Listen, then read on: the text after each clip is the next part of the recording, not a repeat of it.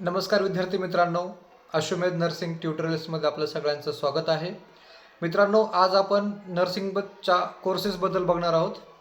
Nursing या फील्डमध्ये कोणकोणते कोर्सेस असतात, कसे असतात, त्याची इलिजिबिलिटी काय असते, सिलेबस कसा असतो, एक्झाम पॅटर्न कसा असतो, त्यानंतर त्याच्यामध्ये किती वर्षाचा कोर्स आहे, फीस किती असते, गव्हर्नमेंट कॉलेज किती, प्रायव्हेट कॉलेज किती, स्कॉलरशिप कशी भेटते, त्यासोबतच त्यानंतर जॉब प्लेसमेंट कशी असते आणि त्यानंतर एकदा कोर्स झाल्याच्या नंतर आपल्याला जॉबच्या पुढं काय संधी आहेत किंवा पुढच्या एज्युकेशनसाठी काय संधी आहेत याच्याबद्दल आपण या व्हिडिओमध्ये सविस्तर बघणार आहोत. जर तुम्ही चॅनलला नवीन असाल तर प्लीज लाईक करा, शेअर करा, सबस्क्राईब करा.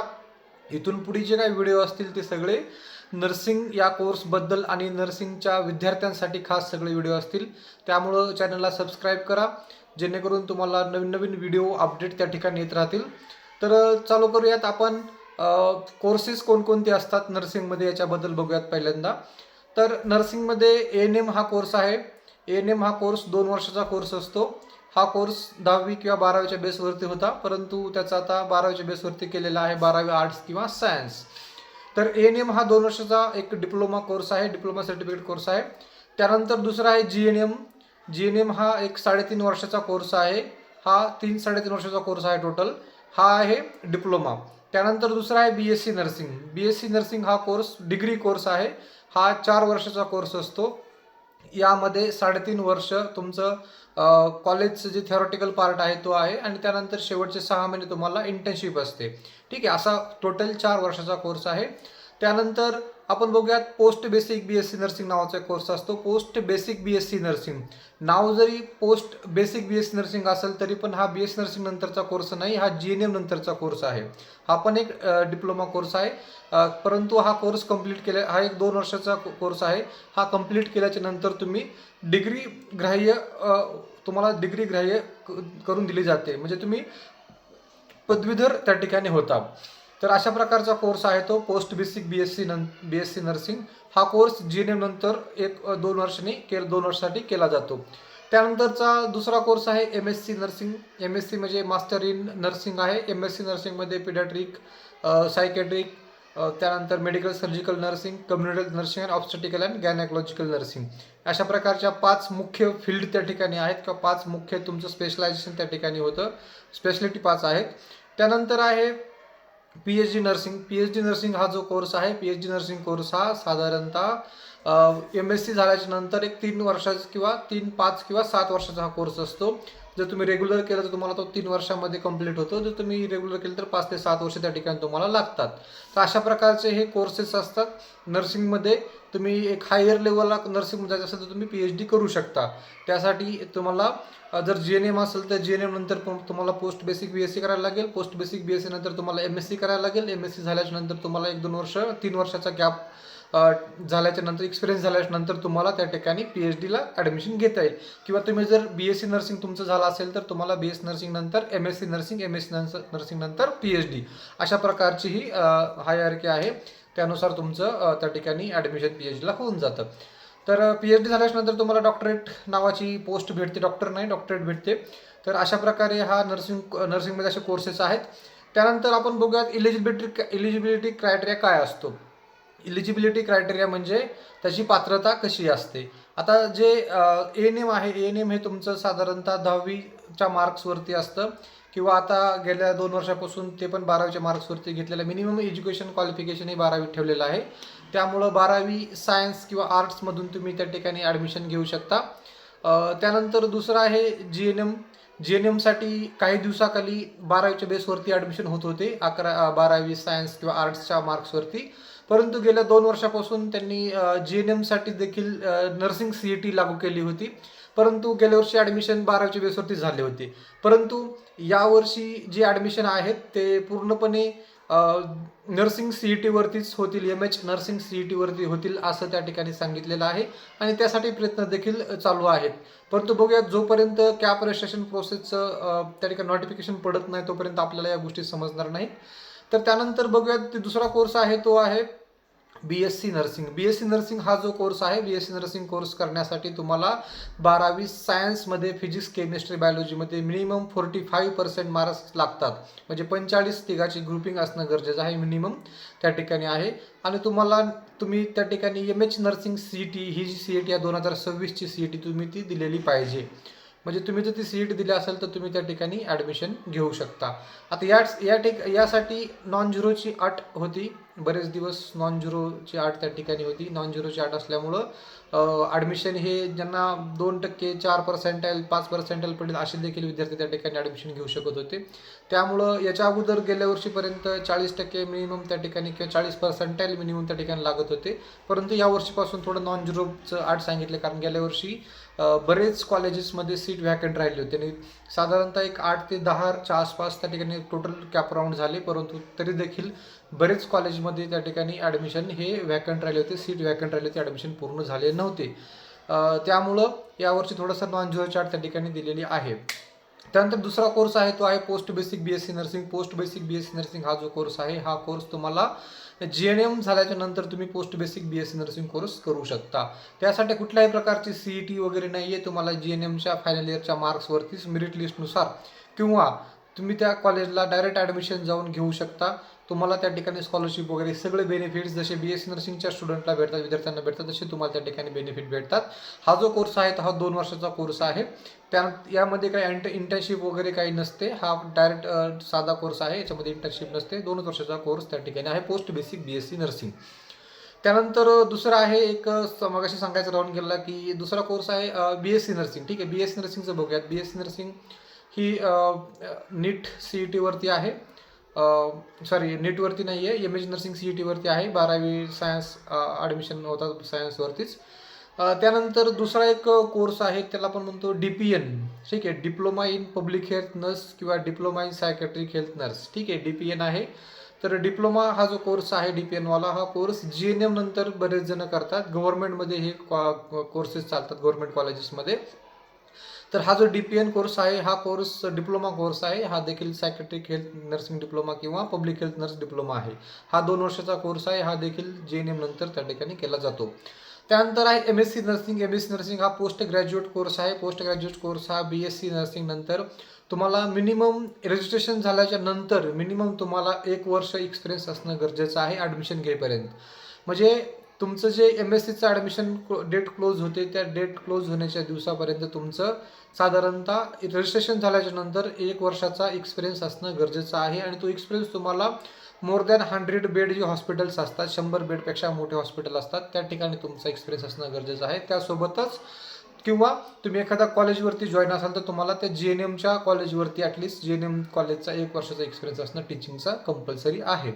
परंतु गव्हर्नमेंटचं सध्या चाललेलं आहे की जे एक्सपिरियन्स जो आहे हा सर्वांना MScला ॲडमिशन घेण्याच्या अगोदर हा बेड साईडचा ॲटलिस्ट 1 वर्षाचा कंपल्सरी करण्याचा प्लॅन चाललेला आहे. तर बघूयात काय होतं त्याबद्दल, नंतर त्याचा अपडेट येईलच.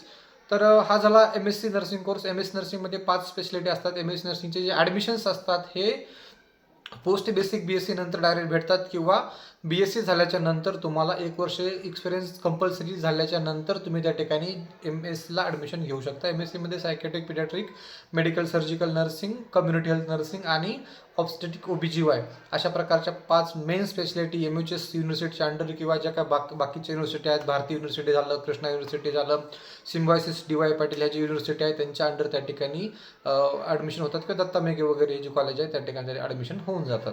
तर अशा प्रकारचे MSc आणि PhD आहे. PhDसाठी तुम्हाला MSc झाल्याच्या नंतर मिनिमम 3 वर्ष एक्सपिरियन्स असणं गरजेचं आहे.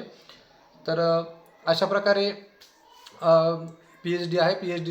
PhD तुमचं स्पेशालिटी आणि बाकी जनरलचे काही टॉपिक्स असतात, रिसर्च वगैरे, याच्यावरती तुमची एंट्रन्स एक्झाम होते. MHSमध्ये ही एंट्रन्स एक्झाम घेतली जाते किंवा ऑल इंडियामध्ये एक एंट्रन्स एक्झाम होते. याची जी महाराष्ट्रामध्ये साधारणतः एक 5 का 7 कॉलेज त्या ठिकाणी PhDचे आहेत आणि ते सगळे कॉलेज हे कसे आहेत MHS अंडर नाही आहेत, बाकीच्या ह्याच्या डीमच्या अंडर आहेत, जसं की भारती वगैरे आहे, MGM युनिव्हर्सिटी आहे किंवा ज्या डीम युनिव्हर्सिटी आहे त्यांच्या अंडर हे कॉलेजेस चालतात. MPSCला वगैरे पण MHS अंडर आहे. तर अशा प्रकारे हे PhDचे ॲडमिशन होतात. त्यानंतर आपण बघूयात, हे बघितलं आपण याचं रिक्वायरमेंट काय असते, क्वालिफिकेशन काय असते, त्यानंतर सिलेबस बघूयात. आपण याच्यात जे मेन आपल्याला सध्या जे गरजेचं आहे विद्यार्थ्यांच्या दृष्टिकोनातून, हे सध्या GNM आणि BSc नर्सिंग या दोनच गोष्टीचं त्या ठिकाणी खूप महत्त्वाचे आहेत. बऱ्याच विद्यार्थी हे दोनच कोर्स सध्या करू शकतात. म्हणजे जवळपास 95% विद्यार्थ्यांना या दोन कोर्सेसबद्दलच माहिती हवी आहे. जास्त डिटेल्समध्ये आपण जर जास्त सर्वच नर्सिंगबद्दल एकदा सांगायला चालू केलो तर कमीत कमी आपला 1.5 ते 2 तासाचा व्हिडिओ त्या ठिकाणी होऊ शकतो. त्यामुळं एवढे मोठे व्हिडिओ अपलोड करायला पण प्रॉब्लेम येतात. तर त्यामुळं जे आपण बघूयात फक्त GNM आणि BSc नर्सिंग याच्याबद्दलच थोडक्यात बघूयात. तर GNM मध्ये सिलेबस पॅटर्न काय असतो? GNMचा जो सिलेबस आहे हा सेम BSc नर्सिंग सारखाच असतो, परंतु थोडासा सोप्या भाषेमध्ये किंवा शॉर्टकटमध्ये असतो. आणि यांना तीन वर्षाचे 3 वर्ष तो त्या ठिकाणी सिलेबस असतो 3 वर्षाचा, आणि बाकी शेवटचे 6 महिने इंटर्नशिप वगैरे काउंट केली जाते. इंटर्नशिपमध्ये ते काउंट होतात. परंतु BSc नर्सिंगचा जो सिलेबस पॅटर्न आहे किंवा तो जो सिलेबस किंवा कोर्स पॅटर्न आहे हा कसा असतो, सेमिस्टर पॅटर्नमध्ये येतो. सेमिस्टर म्हणजे दर 6 महिन्याला तुम्हाला एक नवीन सब्जेक्ट त्या ठिकाणी असतो. तर तुम्हाला टोटल 8 सेमिस्टर BSc नर्सिंगला आहेत. 8 सेमिस्टरपैकी 7 सेमिस्टर हे तुम्हाला कॉलेजमधले थिअरीचे असतात, आणि बाकीचा जो शेवटचा सेमिस्टर आहे तो तुमचा प्रॅक्टिकलचा म्हणजेच इंटर्नशिपचा असतो. तर अशा प्रकारे 8 सेमिस्टर त्या ठिकाणी होतात. टोटल 4 वर्षाचा कोर्स आहे. 4 वर्ष म्हणता म्हणता तुम्हाला ते रजिस्ट्रेशन करण्यासाठी 4.5-5 वर्ष पण लागून जातात. कारण डिग्री वगैरे तुमची लवकर कॉलेजमध्ये येत नाही, त्यामुळे वेळ लागून जातो. त्यानंतर बघूयात एक्झाम कशी असते, एक्झाम पॅटर्न कसा असतो. 75 मार्काची एक्झाम त्या ठिकाणी असते BSc नर्सिंगची, आणि GNMचं पण तसंच. पण त्या ठिकाणी GNMला MCQ वगैरे असतात, BScला पण MCQ असतात, काही MCQ असतात त्या ठिकाणी. तर अशा प्रकारे एक्झाम पॅटर्न असतो. परंतु GNM जो आहे तो GNMमध्ये तुम्ही तुमच्या भाषेमध्ये लिहू शकता. म्हणजे तुमची काय भाषा असेल, मराठी, हिंदी, इंग्लिश, कन्नड, उर्दू, जी काय भाषा असेल ती तुम्हाला फर्स्ट लँग्वेज त्या ठिकाणी तुम्ही वापरून लिहू शकता. तर आणि BSc नर्सिंगमध्ये तसं नाही. BSc नर्सिंग हा प्युअरली इंग्लिश त्या ठिकाणी आपण तसं ऑप्शन असतो फॉर्म भरताना की मोड ऑफ लँग्वेज वगैरे तुमचं काय आहे एक्झामचं वगैरे. पण मोस्ट ऑफ कोर्स जो आहे सिलेबस वगैरे सगळा हा कसा इंग्लिशमध्येच असतो. त्यामुळं मोस्ट ऑफ तर विद्यार्थी त्या ठिकाणी इंग्लिश सिलेक्ट करताना इंग्लिशमध्येच पेपर त्या ठिकाणी देतात. तर हे झालं एक्झाम बद्दल. हार्डनेस आता बघूयात, हार्डनेस कसा असतो, कोर्स कुठला हार्ड असतो. GNM हा कम्पॅरेटिव्हली थोडासा सोपा असतो. GNMमध्ये मराठी, हिंदी, इंग्लिश तिन्ही सब्जेक्ट मिक्स करून त्या ठिकाणी शिकवलं जातं, किंवा विद्यार्थ्यांना ते अंडरस्टँडिंग करण्यासाठी बुक अवेलेबल आहेत, पुस्तकं अवेलेबल असतात. परंतु BSc नर्सिंग हा थोडासा अवघड कोर्स आहे. कारण BSc नर्सिंगमध्ये MBBS लेवलचं जे काही एज्युकेशन असतं नियर अबाउट जवळपास 70 ते 80% आसपास आपण त्या लेवलचं त्या ठिकाणी एज्युकेशन घेत असतो. सगळे सिलेबस सब्जेक्ट जवळपास सेमच असतात. त्यामुळे थोडेसे विषय जास्त असतात, सब्जेक्ट जास्त असतात, टाईम कमी असतो. 6-6 महिन्यामध्ये एक सब्जेक्ट तुम्हाला साधारणतः 2-3 सब्जेक्ट दर 6 सेमिस्टरला त्या ठिकाणी उडवायचे असतात, संपवायचे असतात, किंवा त्या ठिकाणी ते देऊन पास व्हायचं असतं, अभ्यास करायचा असतो. त्यामुळे थोडासा हार्ड असतो. नंतर बघूयात आपण फी स्ट्रक्चरमध्ये कसं असतं बघूयात. फी स्ट्रक्चरमध्ये GNM जे आहे, GNMची फीस थोडीशी कमी असते as compare to BSc nursing college. परंतु जे टॉपचे कॉलेज आहेत प्रायव्हेटमधले त्या ठिकाणी GNMची फीस थोडीशी BSc नर्सिंगच्या लेवललाच आहे. जर आपण ॲव्हरेज फीस बघितली, ॲव्हरेज GNMची फीस बघितली, तर ॲव्हरेज GNMची फीस साधारणतः 50,000पासून 81,000च्या दरम्यान त्या ठिकाणी ट्युशन फीस असते. बाकी तुमचे व्यतिरिक्त ड्रेस, युनिफॉर्म वगैरे बरेच काय गोष्टी असतात, लायब्ररी फीस वगैरे, डिपॉझिट हे जर सगळं पकडलं तर हे साधारणतः 1,10,000पर्यंत जातं GNMचं प्रायव्हेटमध्ये. आणि तुम्ही जर गव्हर्नमेंट GNMला असेल तर तुम्हाला डेव्हलपमेंट फीस वगैरे काही नसते. तुम्हाला साधारणतः 8 ते 10,000 रुपये मॅक्झिमम भरायचे असतात. ते जी युनिव्हर्सिटीची फीस वगैरे असते ती भरायची असते. आणि बाकी मग युनिफॉर्म वगैरे थोडे छोटे मोठे चार्जेस, हॉस्टेल फीस वगैरे जर हॉस्टेल राहत असेल तर ते भरायचं असतं. तर गव्हर्नमेंटला काही तेवढं जास्त फीस लागत नाही. परंतु जर BSc नर्सिंगचा विचार केला तर BSc नर्सिंगमध्ये ॲव्हरेज जी फीस आहे, ॲव्हरेज फीस ही साधारणतः 70,000 1 लाख 10,000च्या दरम्यान फीस आहे. बऱ्याच कॉलेजमध्ये 80,000 ते 90,000 त्या ठिकाणी फीस असते. बऱ्याच जे स्टँडर्ड कॉलेज आहेत, चांगले कॉलेज आहेत, त्यांची ट्युशन फीसच 1,10,000पर्यंत त्या ठिकाणी आहे. जे NACचे ॲक्रेडिटेड कॉलेज आहेत अशा ठिकाणी, अशा कॉलेजेसमध्ये. ठीक आहे. तर बाकीची जी फीस पकडली 20-30,000 रुपये तुमची युनिफॉर्म, डेव्हलपमेंट फीस, एक्झाम, बरंच काय काय त्या ठिकाणी असतं. तर हे सगळे पकडून त्या ठिकाणी तुमची फीस जी आहे ती 1,30,000, 35,000, 40,000 किंवा 1,50,000पर्यंत देखील जाते. बरेच GNM कॉलेजवाले काय करतायत किंवा BSc नर्सिंग कॉलेजवाले विद्यार्थ्यांकडून डिपॉझिट मनी किंवा कॉशन मनीच्या नावाखाली त्या ठिकाणी 50,000पासून ते 1,00,000पर्यंत पैसे घेतात. परंतु हे चुकीचं आहे. अशा प्रकारे पैसे घेता येत नाहीत. FRAला तुम्ही त्याची कंप्लेंट करू शकता. फीस रेग्युलेशन अथॉरिटीला तुम्ही याच्याबद्दल सांगू शकता, त्यांना ईमेल टाकू शकता, किंवा तुम्ही त्यांच्याशी कॉन्टॅक्ट करू शकता, असं जर निदर्शनास आलं तर. जी ट्युशन फीस आहे त्या व्यतिरिक्त दुसरी फीस कुठली एक्स्ट्रा घेता येत नाही. जी ठरलेली फीस आहे त्यांची डेव्हलपमेंट फीस वगैरे त्याचनुसार त्यांना फीस घेता येते, जास्त फीस घेता येत नाही. FIRAची वेबसाईट आहे, वेबसाईटला जाऊन तुम्ही त्या ठिकाणी तुम्ही त्या कॉलेजला कंप्लेंट करू शकता. कारण बरेच विद्यार्थी ज्यावेळेस ॲडमिशन प्रोसेस चालू होते त्यावेळेस कंप्लेंट करतात की सर यांनी जास्त फीस मागितली, ॲडमिशन मला तिथं घ्यायचं नाही, तरी देखील त्यांनी माझ्याकडून कॅप राऊंड 1साठी त्या ठिकाणी जेवढी ट्युशन फीस आहे तेवढी भरायला सांगितली, 1,20,000 भरायला सांगितले, 1,20,000 DD द्यायला सांगितला.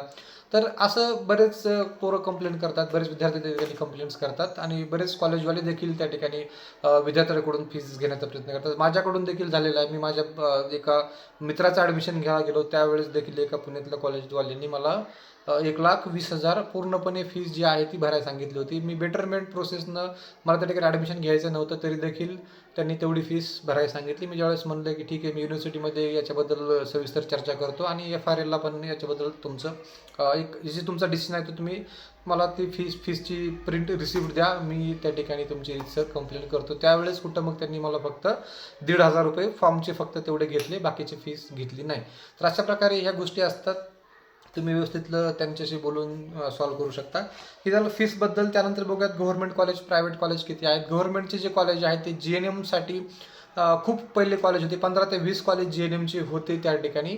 परंतु बरेच GNMचे कॉलेजचं रूपांतर BSc नर्सिंगच्या कॉलेजमध्ये झालेलं आहे. ज्या ज्या सिव्हिल हॉस्पिटलमध्ये किंवा ज्या ज्या ठिकाणी DMR ज्या ठिकाणी असते त्या जागेवरती पहिली GNMची कॉलेज होती. त्या कॉलेजचं आता 50 इंटेकवालं कॉलेज आता 100 इंटेकमध्ये करून त्याचं रूपांतर BSc नर्सिंगमध्ये यावर्षी बऱ्याच ठिकाणी केलेलं आहे. त्यामुळं त्याचा जो अधिकृत आकडा आहे सध्या किती कॉलेजेस गव्हर्नमेंट GNM शिल्लक राहिलेत आणि किती कॉलेजेस गव्हर्नमेंट BSc नर्सिंगचे आहेत हे आणखीनही अद्याप आपल्याला समजलेलं नाही. ज्यावेळी इन्फॉर्मेशन ब्राउचर आपल्या वेबसाईटला पब्लिश होईल त्या दिवशी आपल्याला एक्झॅक्ट याचा आकडा समजून जाईल. त्यावेळेस मी तुम्हाला इन्फॉर्मेशन ब्राउचरबद्दल एक व्हिडिओ बनवेल, त्या तुम्हाला नक्कीच सांगण्याचा प्रयत्न करेन. ठीक आहे. त्यानंतर आहे जॉब ऑपॉर्च्युनिटीज. आता जॉब ऑपॉर्च्युनिटीज हा प्रत्येकाचा विषय असतो, कारण तुम्ही एवढे 4 वर्ष 5 वर्ष किंवा आपल्या पहिलीपासून तुम्ही 12वीपर्यंत, 12वीपासून डिग्री डिप्लोमापर्यंत तुम्ही काय करताय, शिक्षण घेत असतात, कंटिन्यूस त्या ठिकाणी शिक्षण घेत असतात. ते शिक्षण झाल्यानंतर तुमच्या हातामध्ये तुम्ही पैसा कमवण्यासाठी किंवा तुमच्या स्वतःच्या लाईफस्टाईलसाठी तुम्ही काय करता, जॉब करता. तर जॉब ऑपॉर्च्युनिटीज कोणकोणत्या ठिकाणी आहेत हे देखील बघणं गरजेचं आहे. आता GNM आणि BSc नर्सिंग ह्याच्यामध्ये जॉब ऑपॉर्च्युनिटीमध्ये काय जास्त असा डिफरन्स नाही आहे, कारण दोन्ही ठिकाणी काय होतं, जवळपास सेमच जागेवरती जॉब भेटतात, फक्त 1-2 हजाराचा फरक असतो सॅलरीमध्ये. बाकी काय जास्त मेजर डिफरन्स नाही किंवा प्रमोशनमध्ये वगैरे थोडाफार फरक असू शकतो. ठीक आहे. तर बघूयात GNMमध्ये ज्या ज्या ठिकाणी BScवाल्यांना जॉब भेटतात, जसे की ऑपरेशन थिएटर असेल, हॉस्पिटल असेल, कॉलेज असेल, इंडस्ट्रियल एरिया असेल किंवा ऑक्युपेशनल हेल्थच्या ठिकाणी काही ठिकाणी कॅम्प वगैरे असतात अशा ठिकाणी असेल, तर बऱ्याच ठिकाणी त्यात तुम्हाला जॉब भेटतो. किंवा गव्हर्नमेंट जे सेक्टर्स आहेत, गव्हर्नमेंट सेक्टरमध्ये SIC आहे, एम्स आहे किंवा बाकीचे PGMR वगैरे आहे किंवा बाकी बरेच SGPGI वगैरे आहे, ESIC आहे, DHS आहे, DMR आहे, त्यानंतर PHC वगैरे असतात. या ठिकाणी देखील GNM ANMसाठी वॅकन्सी असतात. तर या सगळ्या वॅकन्सी गव्हर्नमेंटमध्ये आणि प्रायव्हेटमध्ये त्या ठिकाणी भेटून जातात. आता सॅलरी किती असते, सॅलरी साधारणतः जर बघितली तुम्ही गव्हर्नमेंट सेंट्रल गव्हर्नमेंटला असाल तर तुम्हाला इन हँड सॅलरी साधारणतः 80 ते 1,10,000पर्यंत इन हँड सॅलरी त्या ठिकाणी भेटते. आणि जर तुम्ही प्रायव्हेट GNM करून प्रायव्हेट कॉलेजला काम करताय किंवा प्रायव्हेट हॉस्पिटलमध्ये काम करताय, तुमची सॅलरी ही साधारणतः 8,000पासून ते 25, 30, 35,000पर्यंत असते. म्हणजे एवढं सॅलरीमध्ये तफावत त्या ठिकाणी आपल्याला बघायला भेटते. आपण बघा BSc नर्सिंगमध्ये जसं GNMला आहे तसंच BSc नर्सिंगला पण सेम सॅलरी, सेम सगळ्या गोष्टी असतात, फक्त फरक असतो थोडाफार एक्सपिरियन्सचा वगैरे. एम्ससाठी वगैरे तुम्हाला कमीत कमी 2 वर्ष एक्सपिरियन्स लागतो. 2 वर्षाचा एक्सपिरियन्स झाल्यानंतर तुम्ही एम्समध्ये फॉर्म भरू शकता, परंतु BSc नर्सिंग फ्रेशर त्या ठिकाणी अप्लाय करू शकतात. तर अशा प्रकारे थोडाफार फरक असतो, एवढा काही जास्त फरक, मेजर फरक नाही. गव्हर्नमेंटमध्ये GNM आणि BSc नर्सिंग असं काही डिफरन्सिएशन केलं जात नाही, परंतु प्रायव्हेटमध्ये थोडंफार हे चालतं, कारण प्रायव्हेटमध्ये जे कॉम्पिटिशन आहे ते थोडंसं जास्त असतं त्यामुळं. तरी झालं जॉब ऑपॉर्च्युनिटीज. त्यानंतर पोस्ट कोर्स करिअर. आता पोस्ट कोर्स म्हणजे तुमचा समजा डिप्लोमा झाला आहे, GNM झालं आहे, GNM नंतर तुम्हाला आणखी पुढे शिकायचं आहे तर मग काय काय संधी अवेलेबल आहे तुम्हाला. मग GNM नंतर तुम्ही DPN करू शकता किंवा पब्लिक हेल्थ नर्सचा एखादा कोर्स करू शकता किंवा ही आहे तुमचं पोस्ट बेसिक BS नर्सिंग तुम्ही करू शकता. पोस्ट बेसिक BS नंतर GNM MSc आणि PhD करू शकता. जर तुम्ही BSc झाला असाल तर BSc झाल्यानंतर तुम्ही MSc आणि PhD करू शकता. तर अशा प्रकारे जॉब ऑपॉर्च्युनिटी तुम्हाला नंतर त्या ठिकाणी अवेलेबल आहेत किंवा बाकी छोटे मोठे मग सर्टिफिकेट कोर्सेस पण खूप सारे अवेलेबल आहेत. जसं की basic life care support CPR जो आहे आपण त्याला म्हणतो CPR BLS CPR वगैरे असे कोर्सेस 6-6 महिन्याचे कोर्स असतात. त्यासोबतच ICN वगैरे आहे इन्फेक्शन कंट्रोल डिपार्टमेंटमध्ये ICN इन्फेक्शन कंट्रोल नर्स वगैरे असते. NABH हॉस्पिटलमध्ये बऱ्याच वेळेस त्यांचा रोल महत्त्वाचा असतो. तर या सगळ्या गोष्टी असे छोटे मोठे सर्टिफिकेट कोर्सेसमध्ये तुम्ही त्या ठिकाणी ॲडमिशन घेऊ शकता. तरी जॉब ऑपॉर्च्युनिटीज आहेत. विद्यार्थ्यांनो, जर तुम्हाला याच्यामध्ये काय डाऊट वाटला, तुमचे काय डाऊट्स असतील तर तुम्ही डाऊट्स या व्हिडिओच्या माध्यमातून खाली कमेंट्स करू शकता. जो दुसरा एक व्हिडिओ आहे मी 2 दिवसापूर्वी अपलोड केलेला आहे स्कॉलरशिप इन नर्सिंगमध्ये. नर्सिंग फील्डमध्ये कोणकोणत्या स्कॉलरशिप्स अवेलेबल आहेत, कोणकोणत्या स्कॉलरशिप भेटतात याच्याबद्दलचा एक सविस्तर व्हिडिओ आहे. एक 29-30 मिनिटाचा मोठा व्हिडिओ आहे. तुम्ही तो बघू शकता. त्यामध्ये तुमचे सगळे डाऊट्स क्लिअर होतील. आणि जरी काही डाऊट राहिले तर तुम्ही कुठल्याही चॅनलच्या व्हिडिओच्या खाली कमेंट करू शकता. तुमचे डाऊट्स सॉल्व्ह करण्याचा प्रयत्न केला जाईल. तुम्ही जर चॅनल नवीन असेल तर प्लीज लाईक करा, शेअर करा, सबस्क्राईब करा. धन्यवाद.